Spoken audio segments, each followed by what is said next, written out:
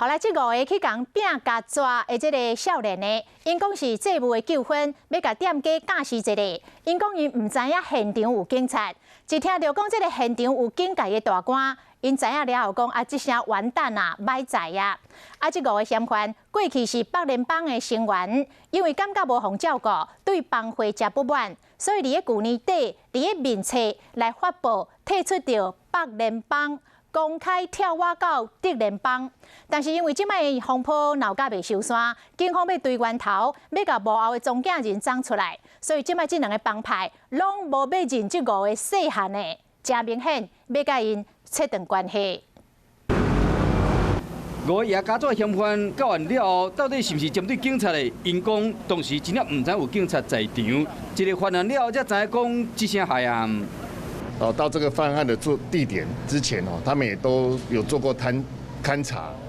所以他们行经的路线也都会避开一些我们录影监视器可以侦查到的。嫌犯一开始是伫棒球大型的连锁宠物用品店买2盒200块的胶纸，也毋过感觉伤少，就到网络去买。本来准备3地，结果呢，骑车是落一地去。车差暗时7点外，2嫌犯冲入去餐厅的2楼，向这个柜台就拿规箱只的胶纸。 这个过程较无20秒，门口有一男一女分别用手机伫录影，佮负责顾头顾尾。犯案了后赶紧走，有骑车有驶车的，2人义无分工，佮警方查出来讲，因有北联甲德联的帮派背景。我也通令全国警察，要动员所有警察的力量来打击黑道，那让这些嚣张的黑帮不敢